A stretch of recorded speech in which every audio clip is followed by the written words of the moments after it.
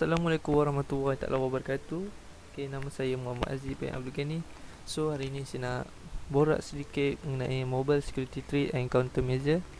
So, yang saya nak cakap, saya nak ceritakan satu je pasal no password protection. Okay, so apa yang kita dapat tahu, apa yang saya kaji, 34% orang dia tak gunakan password untuk lock phone diorang.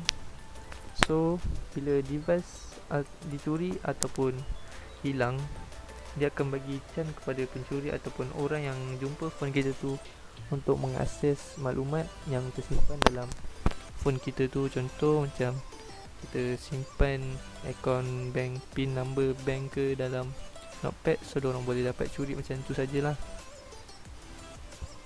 So kebanyakan orang dia just ambil mudah je nak buat password. So contoh macam basic password diorang buat 1, 2, 3, 4 atau 0, 0, 0, 0 ataupun birthday, month and day. So contoh macam dalam gambar ni lah, sangat mudah untuk diteka. So amat bahayalah, khususnya untuk macam media sosial macam Instagram ke Twitter dan macam-macam lagi. So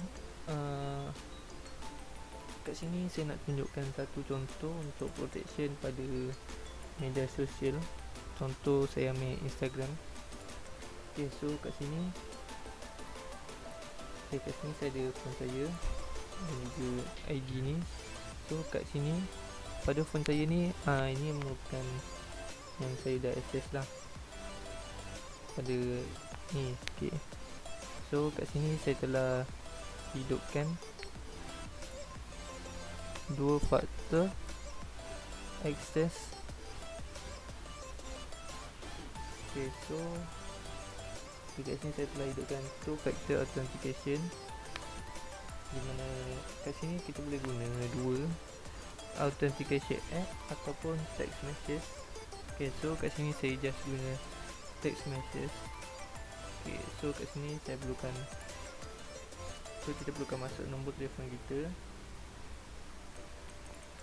Okay, so bila kita masukkan nombor telefon kita dan hidupkan 2 factor ni, dia akan seperti ni. Okay, saya tunjuk contoh. Okay,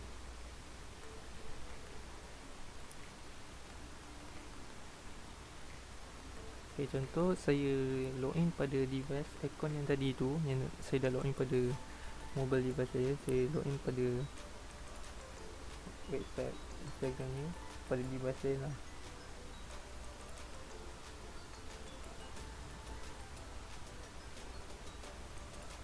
Okay, saya login. So bila saya dah login, dia akan paparkan seperti ini. Maknanya dia menghantar kod pada nombor telefon yang tadi. Okay, macam ni. Okay, nampak.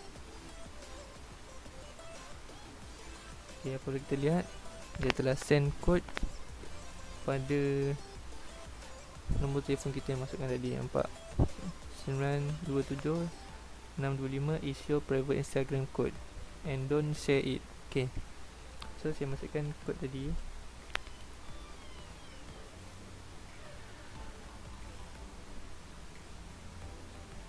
Okay, bila dah masukkan, maknanya saya boleh access lah ID ni. Okay, nampak. So itu saja. Sekian, terima kasih.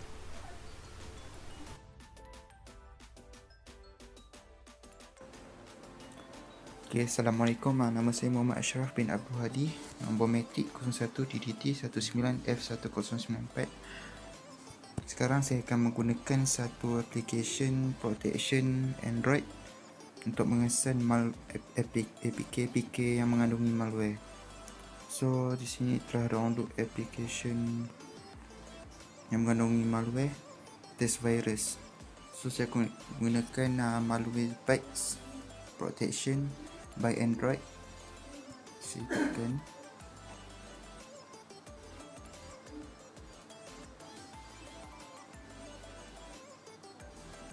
So, give permission kepada storage and files handphone Android.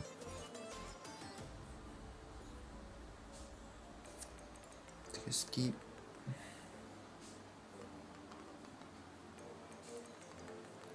So di sini kita akan try scan. Kita tekan scan antivirus APK untuk mengetahui sama ada APK ni mengandungi malware ataupun tidak.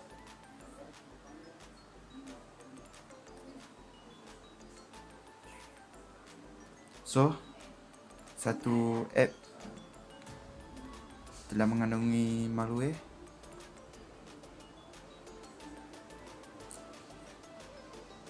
Satu malware dijumpai. So di sini terdapat satu APK yang mengandungi malware. So kita akan tunggu sampai habis scanning untuk tengok berapa malware ada.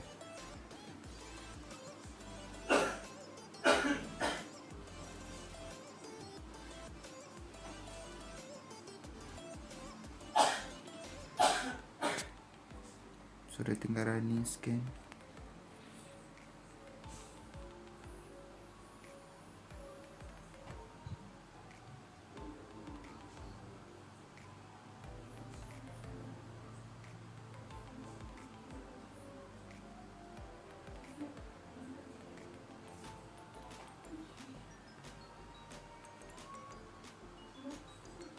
Kita akan scan 10 app dulu.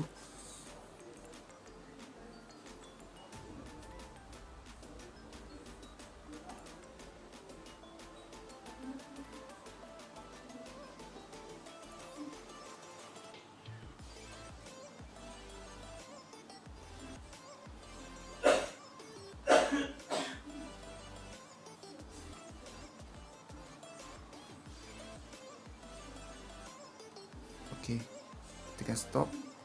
So nampak dia akan bagi tahu yang APK test virus ni ada satu malware found. So macam mana kita nak buat? Kita akan tekan remove selected, maknanya dia akan remove APK test virus ni. Tekan remove. Do you want to remove? Kita tekan OK. Dia akan suruh uninstall app test virus ni. Tekan install. Ok, selesai. So APK yang mengandungi malware tu telah di-delete. Kita tengok patutnya sebelah malware bytes app ni dia akan ada APK yang mengandungi malware tu. Itu namanya test virus tadi. Ok, itu saja.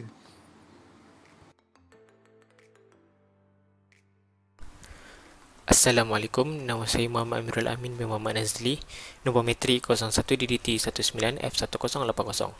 Okay, saya akan menerangkan dua trades dan juga countermeasure ataupun cara untuk mencegah. Okay. Trade yang pertama adalah inactive apps. Okay.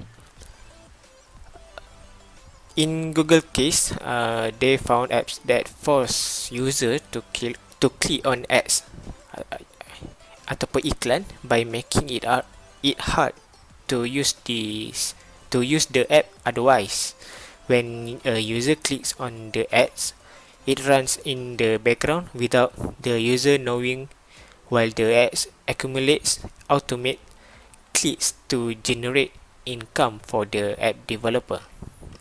So, what thing you can do?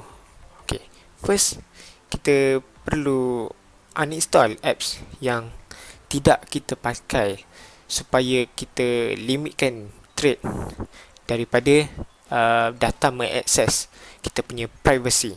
Okay, sebagai contoh, kita tak guna satu aplikasi ni, and then sebagai langkah terbaik kita perlulah uninstall untuk mengelakkan daripada background apps.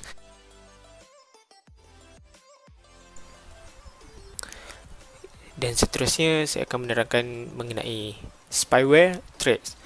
Okay, whether your employees have an iOS or Android device, their device are targets for threats focused on mining user data and your private corporate data.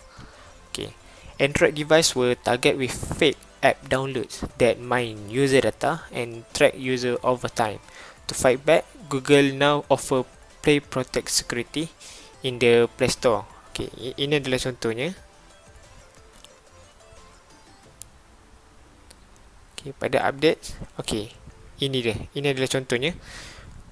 Google menyediakan Play Protect Security di dalam Google Play Store untuk check app yang kita download tu adalah selamat ataupun tidak. Okey, ini adalah cara untuk mencegah yang pertama yang disediakan oleh employees Android. Dan cara yang kedua adalah kita perlulah download third party app seperti antivirus. Okay, sebagai contoh saya download Kaspersky. Okay, so kita hanya perlu tekan scan. Okay, kita pilih quick scan.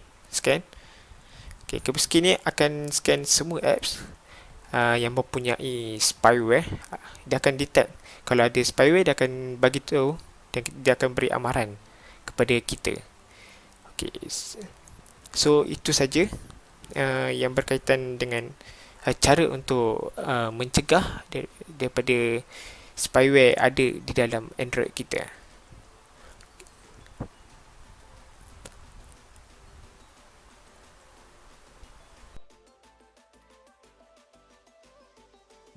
Assalamualaikum warahmatullahi wabarakatuh. Nama saya Karaidi dan akan menerangkan satu trade iaitu public wifi. Public wifi. Apakah public wifi? Public wifi ini adalah wifi free yang popular dekat tempat public lah, seperti airport, coffee shop, mall, restoran and hotel. Dan kita diberi wifi secara percuma. These hotspots are widespread and common that people frequent connect to them without thinking twice. Ini public wifi ni banyakkan orang connect secara tidak berfikir dan akan menyebabkan attack lah daripada cyber criminal. So apa dangerousnya public wifi ni? Public wifi ni senang di-attack oleh cyber criminal. Apa yang boleh cyber criminal buat kat kita adalah cyber criminal can monitor everything you do. Maknanya cyber criminal ni boleh tengok apa yang kita buat. Seperti kalau kita buka web, dia boleh lihat. Seterusnya, public wifi can also distribute malware.